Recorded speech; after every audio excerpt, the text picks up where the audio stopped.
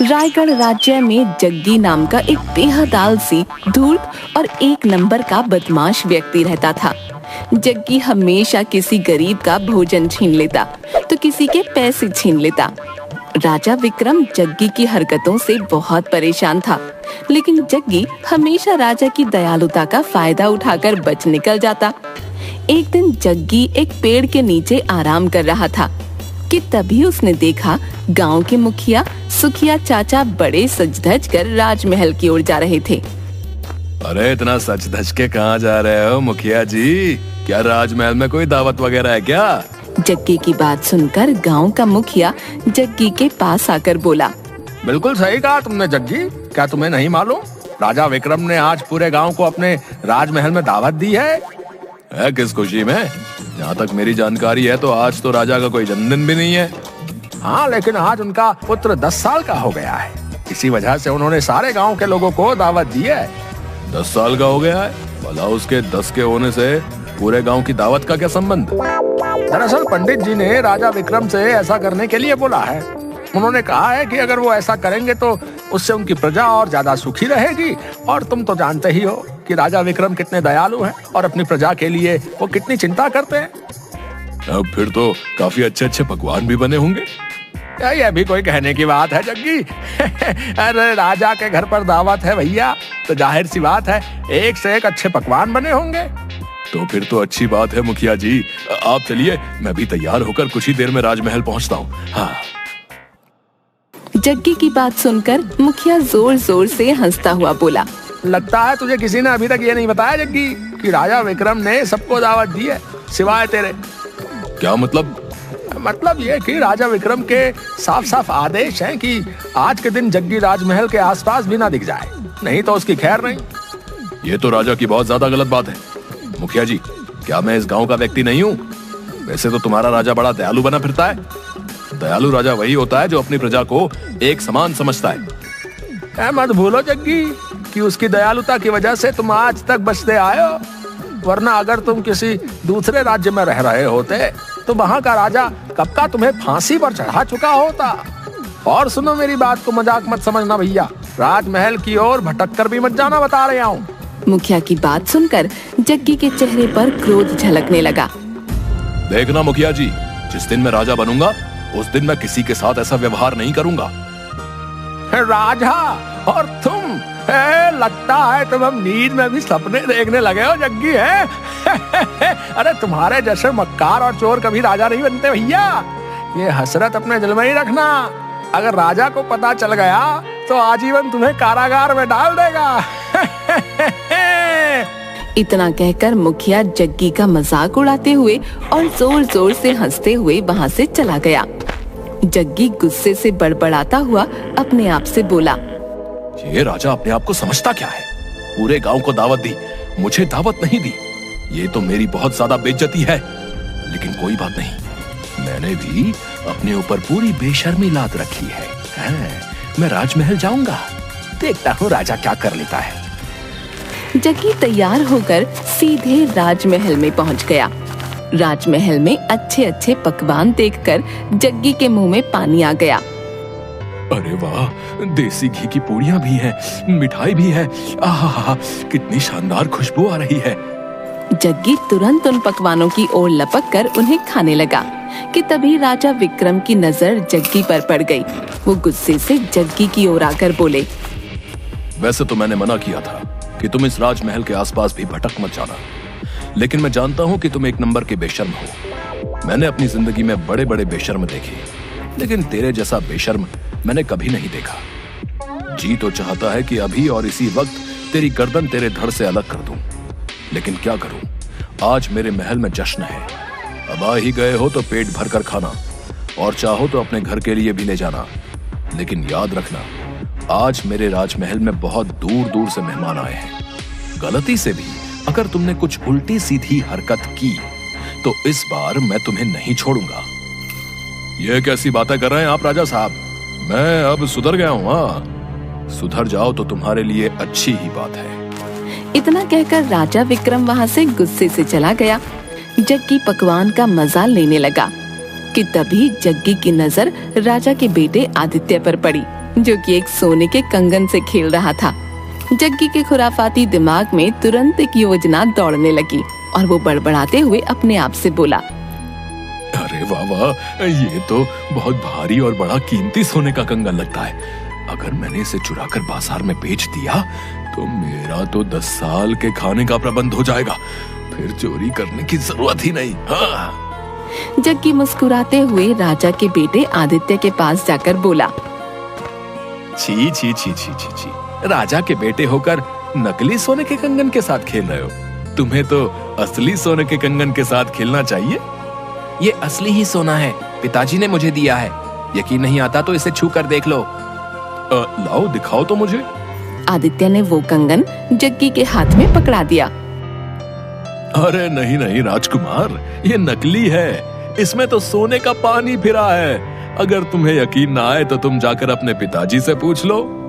जग्गी की बात सुनकर भोला भाला राजकुमार सोच में पड़ गया। ठीक है, मैं पिताजी से पूछ कर आता हूँ। इतना कहकर राजकुमार वहाँ से दौड़ता हुआ चला गया और जग्गी इधर उधर देखकर वहाँ से खामोशी से निकल गया। राजकुमार को खाली हाथ देख राजा विक्रम ने राजकुमार से पूछा, तुम्हारे हाथ में शाही सोने का कंगन था, वो कहाँ है बेटा? राजकुमार ने सारी बात विक्रम को बता दी। राजकुमार की बात सुनते ही राजा विक्रम समझ गया कि ये सब जग्गी की ही करामात है। राजा विक्रम गुस्से से बोला, बस बहुत हो गया, आज तो इसने हद पार कर दी। राजकुमार को बेवकूफ बनाकर सोने का कंगन चुरा कर ले गया। सैनिकों को बुलाओ। कुछ ही देर में राजा के सैनिक सर झुकाए खड़े थे। जाओ, जाकर जग्गी को पकड़ कर लेकर आओ। मुझे किसी भी हाल में जग्गी चाहिए, जिंदा या मुर्दा। राजा का आदेश पाते ही सैनिक गांव की ओर दौड़ पड़े। इधर जग्गी एक पेड़ के पास उसी कंगन को निहारे जा रहा था कि तभी गांव का एक व्यक्ति वहां पर आकर जग्गी से बोला, अरे जग्गी, इस बार तो तुमने हद पारी कर दी भैया। राजा विक्रम ने तुम्हें जिंदा या मुर्दा पकड़ने का आदेश दिया, समझे? उस व्यक्ति की बात सुनकर जग्गी पूरी तरह से घबराकर बोला, ये कैसी बातें कर रहे हो भैया? राजा विक्रम तो बहुत ज्यादा दयालु हैं। मुझे लगा कि हर बार की तरह वो मुझे इस बार भी माफ कर देंगे। अबे पागल वागल हो गया क्या तू? तूने तो इस बार राजा के घर पर ही चोरी कर ली भैया। तेरी मौत तो इस बार पक्की है भैया, ठोक के बजा के। अब जो है ना, अब तुझे भगवान के अलावा और कोई नहीं बचा सकता भैया। मैं राजा के पैर पकड़कर माफी मांग लूंगा और ये कंगन उन्हें वापस कर दूंगा। अरे बेवकूफ है क्या? राजा इस वक्त बहुत ज्यादा गुस्से में है। अगर तू कंगन वापस लौटाने के इरादे से भी वहां चला गया ना, वो जो है तब भी तुझे जिंदा नहीं छोड़ेंगे। और तो और, अगर तुझे किसी सैनिक ने देख लिया तो सैनिक ही तुझे जान से मार देंगे, समझ गया? तो अब मैं क्या करूं? मेरी सलाह मान तो तू इस राज्य से कुछ महीनों के लिए चला जा। इतना कहकर वो व्यक्ति चला गया। तभी अचानक जग्गी ने देखा कि 3 सैनिकों के घोड़े उसकी ओर दौड़े चले आ रहे थे। जग्गी घबराकर जंगल की ओर भागने लगा और एक घने जंगल के अंदर घुस गया। 3 सैनिकों में से एक सैनिक बोला, वो देखो, वो उस जंगल में गया है। चलो जंगल में जाकर उसे पकड़ते हैं। रहने दे, क्या तुझे नहीं मालूम उस जंगल में भूतों का साया है? ये वहां पर जिंदा तो गया है लेकिन कभी लौटेगा नहीं। समझ लो कि जग्गी ने उस जंगल में जाकर अपनी मौत को खुद चुन लिया है। चलो जाकर राजा को सब कुछ बता देते हैं। सैनिक वहां से चले गए। जग्गी घने जंगल में दौड़ा जा रहा था। तभी अचानक जग्गी एक पत्थर से टकरा गया और वो एक तालाब के अंदर गिर गया। इधर कुछ घंटों बाद अब राजमहल का माहौल सामान्य हो चुका था। राजा विक्रम अपने मेहमानों के साथ बातचीत करने में व्यस्त था कि तभी वहां पर एक अजीब घटना घटी। राजा विक्रम जैसा दिखने वाला दूसरा राजा विक्रम राजमहल में पहुंच गया और राजा विक्रम को देखकर गुस्से से चीखते हुए राजा विक्रम से बोला, कौन है तू बहरूपिये, और मेरे मेहमानों के साथ तू यहाँ क्या कर रहा है? राजा विक्रम की बात सुनकर वहाँ मौजूद सभी लोग दूसरे राजा विक्रम को हैरत से देखने लगे। राजा विक्रम अपने सामने अपने हूबहू हम शक्ल को देखकर हैरत में पड़ गया। बहरूपिया मैं नहीं, बहरूपिया बल्कि तू है। क्या सबूत है कि तू राजा विक्रम है? तेरे पास क्या सबूत है कि तू राजा विक्रम है? वहाँ सभी लोग ये समझ नहीं पा रहे थे कि कौन असली है और कौन नकली। मैं ही असली राजा विक्रम हूँ। मैं यहाँ पर सुबह से अपने मेहमानों के स्वागत और सत्कार में लगा हूँ। अगर तू असली राजा है तो फिर दिखा वो शाही कंगन जिसे जग्गी झूठ बोलकर मेरे बेटे से चुरा कर ले गया था। मैंने सैनिकों को जग्गी को पकड़ने के लिए भेजा था, मगर सैनिकों ने मुझे बताया कि वो उस जंगल की ओर चला गया जहां से कोई वापस नहीं आता। इस सभा में सभी लोग जानते हैं कि राजा विक्रम कभी नहीं डरता। तेरे बेटे के सोने का शाही कंगन चोरी हो गया और तू यहाँ पर बैठकर मेहमानों के साथ गप्पे लड़ा रहा है, क्योंकि तू राजा विक्रम नहीं है। इतना बोलकर हमशक्ल विक्रम वो सोने का शाही कंगन निकालकर बोला, सुंदरनगर के वासियों, ये बहरूपिया झूठ बोल रहा है। देखो मेरे पास ये मेरे बेटे का सोने का शाही कंगन है। मैं इसे उस भयानक जंगल से जग्गी को मार कर लाया हूँ। मैं कुछ देर के लिए जंगल क्या गया, इस बहरूपिये ने आकर मेरी जगह ले ली। बस बहुत हो गया। अगर ऐसी बात है तो फिर हमारे और तुम्हारे बीच युद्ध होगा। जो जीतेगा वही असली विक्रम कहलाएगा। दूसरा राजा विक्रम भी राजा से आर पार करने के मूड में था। उसने तुरंत हाँ कर दी और दोनों के बीच युद्ध होने लगा। कुछ ही देर में एक राजा विक्रम ने दूसरे राजा विक्रम को जख्मी करके जमीन पर धाराशायी कर दिया। तभी वहाँ पर एक काला धुआं फैल गया और उसमें से एक चुड़ैल निकलकर जख्मी विक्रम सिंह के सामने आकर खड़ी हो गई। मैंने तुमसे कहा था बेवकूफ कि तुम देखने में भले ही विक्रम जैसे लगोगे, लेकिन आत्मा तुम्हारी ही रहेगी। बेवकूफ, राजा विक्रम असली राजा है। उसके पास युद्ध लड़ने की कला है। और जहाँ तक तुम्हारा सवाल है, तुम तो लोगों से खाना भी चोरी करके खाते हो।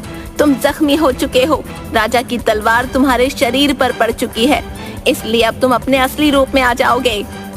अचानक जख्मी राजा विक्रम जग्गी की शक्ल में आ गया। राजा विक्रम हैरत से चुड़ैल से बोला, ये तो जग्गी है। ये सब क्या है? बताती हूँ, बताऊंगी ही नहीं, दिखाऊंगी भी तुझे। इतना कहकर चुड़ैल ने एक फूंक मारी और सारे राज्य के सामने एक दृश्य चलने लगा। जब जग्गी जैसे ही तालाब में गिरा, अचानक तालाब में से काला धुआं निकलने लगा और देखते ही देखते उस तालाब में से एक चुड़ैल निकलकर जग्गी के सामने आ गई। जग्गी तुरंत डरते हुए तालाब से बाहर निकलकर घबरा कर बोला, कौन हो तुम? एक चुड़ैल। मैं बरसों से यहाँ तालाब के अंदर कैद थी, मगर अब मैं आजाद हूँ। बहुत सालों पहले मैं इसी जंगल में घूमती फिर रही थी। मेरी वजह से एक साधु की तपस्या भंग हो गई थी। उसने मुझे श्राप दे दिया और मैं इस तालाब के अंदर कैद होकर रह गई। उस दिन के बाद जब भी कोई इस तालाब के नजदीक आता तो मैं उसे मार देती। क्या तुम मुझे भी मार डालोगी? नहीं, मुझे तुम्हारी वजह से ही आजादी मिली है। मैं उस साधु के सामने बहुत रोई। आखिरकार उसे मुझ पर तरस आ गया। उसने मुझसे कहा कि जब भी कोई धूर्त व्यक्ति हाथ में सोने का कंगन लेकर अचानक इस तालाब में गिरेगा तो तुम इस तालाब से आजाद हो जाओगी। और देखो, मैं आजाद हो गई। बता क्या इच्छा है तेरी? मैं तेरी एक इच्छा पूरी करूंगी। यानी मैं जो कुछ भी मांगूंगा तुम उसे पूरा कर दोगी? हाँ, मैं उसे पूरा कर दूंगी, लेकिन सिर्फ एक ही इच्छा। उस सुंदर स्त्री की बात सुनकर जग्गी बड़बड़ाता हुआ अपने आप से बोला, यही सही मौका है राजा को सबक सिखाने का। उस राजा ने मुझे जिंदा या मुर्दा पकड़ने का आदेश दिया है। अब मैं उसे सबक सिखा कर रहूंगा। मैं चाहता हूँ कि मेरा चेहरा और मेरा शरीर सुंदरनगर के राजा जैसा हो जाए। इसी वक्त जैसा राजा विक्रम है, मैं हूबहू उसके जैसे हो जाऊं, उसके शाही कपड़ों से। जग्गी की बात सुनकर चुड़ैल हंसते हुए बोली, बेवकूफ मानव, इससे तुझे क्या हासिल होगा? जब मेरी शक्ल और शरीर राजा जैसा हो जाएगा तो तुम लोग मुझे राजा ही समझोगे और मैं बगैर लड़े सुंदरनगर का राजा बन सकता हूँ। ठीक है, जैसी तेरी इच्छा, लेकिन याद रखना, तेरा शरीर और तेरा चेहरा, तेरे कपड़े, तेरे आभूषण, सब कुछ सुंदरनगर के राजा विक्रम जैसा हो जाएगा, लेकिन तेरी आत्मा वही रहेगी। ध्यान रखना, अगर तू किसी असली राजा की तलवार के हाथों जख्मी हो गया तो तू अपने असली रूप में आ जाएगा। और देखते ही देखते जग्गी का शरीर राजा विक्रम में परिवर्तित हो गया। अब जग्गी हूबहू राजा विक्रम में बदल गया। जग्गी अकड़ता हुआ राजा के राजमहल चल पड़ा। दृश्य समाप्त हो गया। मैंने इसे चेतावनी दी थी, पर ये एक मूर्ख व्यक्ति निकला। इतना बोलकर चुड़ैल गायब हो गई। राजा विक्रम ने गुस्से से सैनिकों से कहा, ले जाओ उसे और हमेशा के लिए जेल में डाल दो। उसके बाद जग्गी को माफी नहीं मिली। उसने पूरा जीवन जेल में ही व्यतीत किया।